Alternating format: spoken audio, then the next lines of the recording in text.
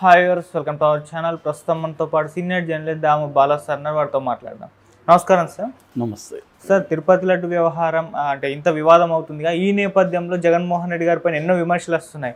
కానీ పవన్ కళ్యాణ్ గారు స్వయంగా క్లీన్ చిట్ ఇచ్చారు జగన్మోహన్ రెడ్డి గారికి అని అంటున్నారు సార్. అంటే నిన్న ఈ ఇష్యూ పైన పవన్ కళ్యాణ్ గారు ఒక ఇంటర్వ్యూ ఇచ్చారు. అక్కడ జగన్మోహన్ రెడ్డి గారు తప్పు చేశారని మేము అనుకోవట్లేదు, టీటీడీ వాళ్ళు చేస్తుంటారు, మా ప్రభుత్వం ఏం చేయాల్సి ఉంటుందో అది చేస్తుంది అన్నట్టుగా మాట్లాడారు. మరి ఆయన ఇంటర్వ్యూ బట్టి మీరు ఏ విధంగా చూస్తారు సార్? ఆయన నిన్న మన పవన్ కళ్యాణ్ పీటీఐకి ఒక ఇంటర్వ్యూ ఇచ్చాడు. ఆ ఇంటర్వ్యూలో జగన్ తప్పు చేశాడని మీరు అంటున్నారా అని అడిగితే ఆయన ఏం చెప్పారంటే, జగన్ తప్పు చేశాడని మేము అనుకోవట్లేదు, అనట్లేదు. ఆయన ఆధ్వర్యంలో ఆయన ప్రభుత్వం ఉన్నప్పుడు టీటీడీ బోర్డు ఈ తప్పు చేసింది, దానికి టీటీడీ బోర్డు మూల్యం చెల్లిస్తుంది.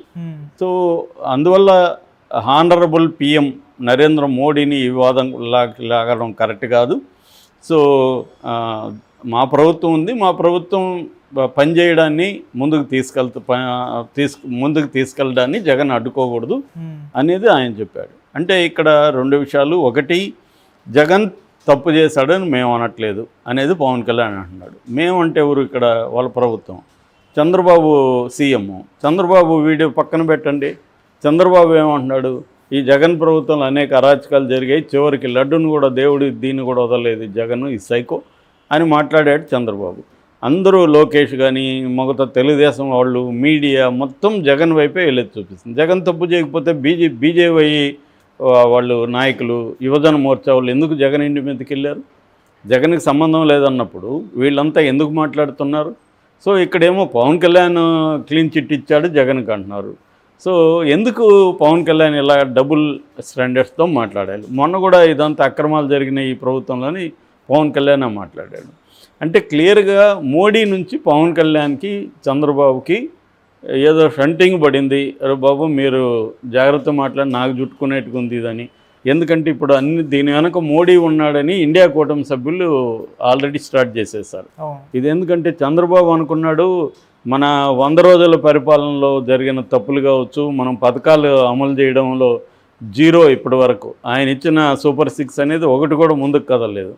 అందుకని దీని మీద దీన్ని మళ్లించాలంటే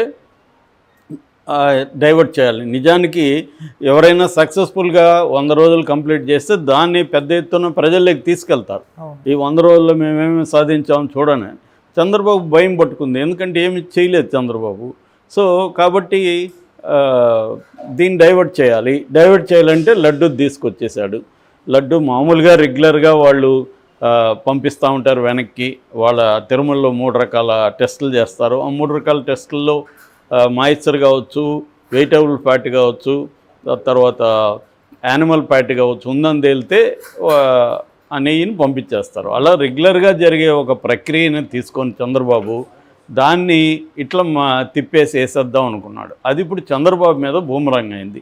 ఎందుకంటే దేశవ్యాప్తంగా ఇది హిందూ మత సంస్థలు సీరియస్గా తీసుకున్నాయి. ఎందుకంటే దాదాపు 140 కోట్ల ప్రపంచ హిందువులు పవిత్రంగా భావించే తిరుపతి, తిరుమల, దాని ప్రసాదాలు, లడ్డు, ముఖ్యంగా లడ్డు, దీంట్లో జంతు కొవ్వు, ఇన్ని రోజులు మనం జంతు కొవ్వు తిన్నామా లడ్డులో అన్న ఫీలింగ్ వచ్చినప్పుడు, ముఖ్యంగా హిందువులందరూ నాన్ వెజ్ కాదు కానీ వెజిటేరియన్స్ కాదు కానీ 90% హిందువులు, ఓన్లీ ఆ బ్రాహ్మిన్స్ కొంతమంది మాత్రమే తినరు తప్ప మనకి 98% ఈ 2 రాష్ట్రాల్లో మొన్న కూడా డేటా తీస్తే నాన్ వెజ్ బ్యాచ్ ఉన్నారు.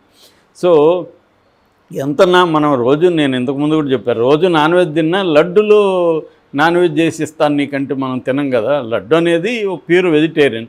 స్వీట్లలో నీకు నాన్ వెజ్ కలిపిస్తానంటే తినం కదా. వెజిటేరియన్గా తింటాము, నాన్ వెజ్ని సపరేట్గా నాన్ వెజ్కి తింటాము. అలాగా లడ్డులో కలుపుతున్నారనేసరికి మనకు ఒక్కసారిగా హిందువుల ఇది గాయపడ్డాయి. మనోభావాలు కావచ్చు, వాళ్ళ సెంటిమెంట్స్ కావచ్చు, ఎవరికైనా అది జరుగుతుంది. సో దీనివల్ల ఇప్పుడు పెద్ద ఎత్తున వ్యతిరేకత చంద్రబాబు మీద వచ్చింది. ఎందుకంటే ఇందులో అనేక కన్ఫ్యూజన్లు, డౌట్లు ఉన్నాయి. ఆయన టీటీడీ ఈవో శ్యామలరావు ఏమో ఫస్ట్లో ఏం చెప్పాడు, ఓన్లీ వెజిటబుల్ ఫ్యాట్ ఉన్నాయని తెలియంది. NDD national dairy development board వాళ్ళ కాల్ఫ్ అని ఉంటుంది, కాఫ్, అది ఇచ్చింది రిపోర్ట్ అని ఆయన చెప్పాడు. చంద్రబాబు ఏమో యానిమల్ ఫ్యాట్ అన్నాడు. మళ్ళీ ఈవో మళ్ళీ ఏం మాట్లాడాడు, యానిమల్ ఫ్యాట్ అని మళ్ళీ మాట్లాడాడు. మరి దానికి ఆధారం ఏంటి ఆయన మాట్లాడడానికి? అంతకుముందు ఎందుకు మరి యానిమల్ ప్లేట్ అనలేదు? ఈవెన్ ప్రింట్ మ్యాగజైన్కి ఇచ్చిన ఇంటర్వ్యూలో కూడా శ్యామలరావు క్లియర్గా అసలు ఈ నెయ్యే కలపలేదని చెప్పాడు. మళ్ళీ ప్రెస్ మీట్ పెట్టి తిరుమలలో కూడా ఈ నెయ్యి మేము కలపలేదు, ఇది పవిత్రమైన దీంతోనే ఉంది, అసలు యానిమల్ ఫ్యాట్ ఉన్న నెయ్యి లడ్డుకి ఎప్పుడూ వాడలేదని చెప్పాడు. మరి ఎప్పుడు వాడినప్పుడు ఇంకా చర్చ ఏముంటుంది? మరి చంద్రబాబు ఎందుకు అన్నాడు? సో ఇక్కడ చంద్రబాబే కదా దోషిగా నిలబడ్డాడు.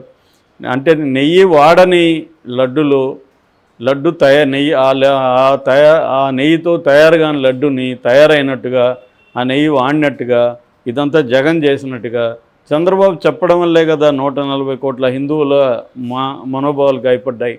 మరి దానికి బాధ్యత వహించాల్సిన చంద్రబాబు కదా. కానీ ఆయన వహించకుండా సిట్టేస్తానని చెప్పాడు. సిట్టు కూడా ఎప్పుడు చెప్పాడు? అందరూ డిమాండ్స్ పెరిగిపోయాయి.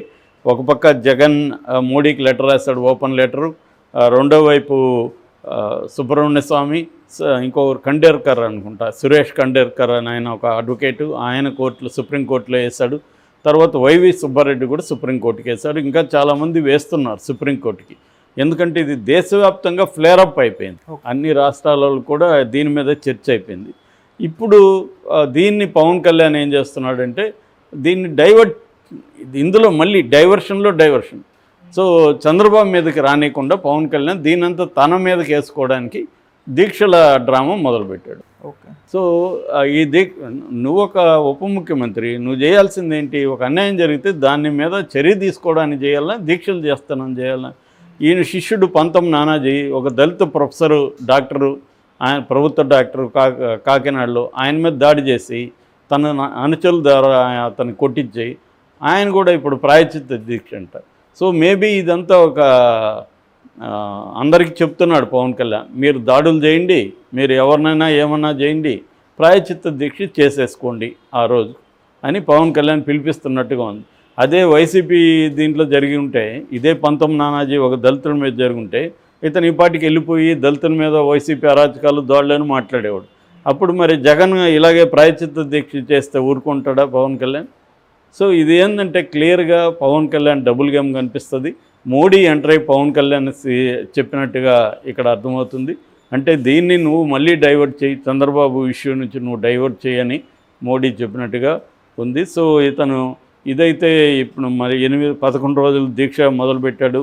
ఈరోజు ఏదో మెట్లు క్లీనింగ్ కార్యక్రమం కనకదుర్గలో, మళ్ళీ తిరుమలలో కూడా మెట్ల మీద ద్వారా వెళ్తాడంట. సో ఇలాగ మళ్ళీ దాన్ని డైవర్ట్ చేయడానికి రంగంలోకి దిగాడు అనమాట పవన్ కళ్యాణ్. ముందు నుంచి కూడా పవన్ కళ్యాణ్ రోల్ ఏంటంటే చంద్రబాబుని సేవ్ చేయడం. అతను పార్టీ పుట్టిందే చంద్రబాబుని సేవ్ చేయడానికి. మనం కానీ గమనిస్తే చంద్రబాబున్న 5 ఏళ్లలో ఎక్కడే అరాచకం జరిగినా జగన్ ముందు పిలిపిస్తాడు, దానికి సంబంధించి ఒక యాక్టివిటీ. దానికి ముందు పవన్ కళ్యాణ్ వెళ్ళిపోతాడు. ఇదే మన 5 ఏళ్ల చరిత్రను పరిశీలించండి, ఇదే ఉంటుంది. ఎందుకంటే చంద్రబాబు మీద ప్రజా వ్యతిరేకతని జగన్ క్యాష్ చేసుకోకుండా, రాజకీయంలో జగన్ వాడుకోకుండా పవన్ కళ్యాణ్ అడ్డుపడడం. దీన్ని సేఫ్టీ వాల్వ్ అంటారు. బ్రిటిష్ కాలంలో కాంగ్రెస్ పార్టీని క్రియేట్ చేశారు. ఎందుకంటే బ్రిటిష్ వాళ్ళకి వ్యతిరేకంగా ఉండే ప్రజా ఆగ్రహాన్ని ఒక సేఫ్టీ వాల్వ్ ద్వారా పంపిస్తే ఆగ్రహం అనేది చల్లారుతుంది. ఇది బ్రిటిష్ వాళ్ళ కనుక్కున్న టెక్నిక్ అనమాట. అందుకని కాంగ్రెస్ పార్టీని పెట్టి వాళ్ళు, కాంగ్రెస్ పార్టీ బ్రిటిష్ వాళ్ళకి తొత్తుగా కొంతకాలం ఉపయోగపడింది. దాన్ని సేఫ్టీ వాల్వ్గా వాడారు. ఇప్పుడు చంద్రబాబుకి పవన్ కళ్యాణ్ సేఫ్టీ వాల్వ్ అన్నమాట. చంద్రబాబు మీద వ్యతిరేకతని పవన్ కళ్యాణ్ దాన్ని ఛానలైజ్ చేసి దాన్ని పంపిస్తూ ఉంటాడు. ఇది డే 1 నుంచి కూడా పవన్ కళ్యాణ్ పని ఇదే. అది ఇప్పుడు కూడా మొదలుపెట్టి 2 రోజులు చూసాం కదా, మౌనంగా ఉన్నాడు. ఏమి జరిగినా నోరు తెరవలేదు. నంద్యాలలో ఒక పాప మీద అత్యాచారం జరిగి చంపేశారు. అప్పుడెప్పుడైనా నోరు తెరిచాడా పవన్ కళ్యాణ్? వచ్చాడా? నోరు తెరవలేదు. అట్లాగే అనేక సంఘటనలు. వరదలు వచ్చినప్పుడేమో మనోడు హనీమూన్కి వెళ్ళాడు, లేటెస్ట్ హనీమూన్కి సింగపూర్కి, బర్త్డే జరుపుకున్నాడు. అప్పుడు అసలు నోరు తెరవలేదు. తర్వాత విమర్శలు వస్తే మళ్ళీ ఏదో కవరింగ్ స్టోరీ ఒకటి చెప్పాడు. ఆ మధ్య మచిలీపట్నంలో జనసేన నాయకుల మీద తెలుగుదేశం వాళ్ళు దాడి చేసి వాళ్ళ ఇల్లు కూల్చి బాధితుడి దగ్గర కాళ్ళు పట్టించుకొని సారీ చెప్తే పవన్ కళ్యాణ్ నోరు తెరవలేదు. నిన్నటికి నిన్న పంతం నానాజీ కాకినాడలో ఒక మెడికల్ కాలేజీలో ప్రొఫెసర్ని కొట్టి నానా దుర్భాషలాడితే దళిత ప్రొఫెసర్ని, దాని మీద నోరు తెరవలేదు.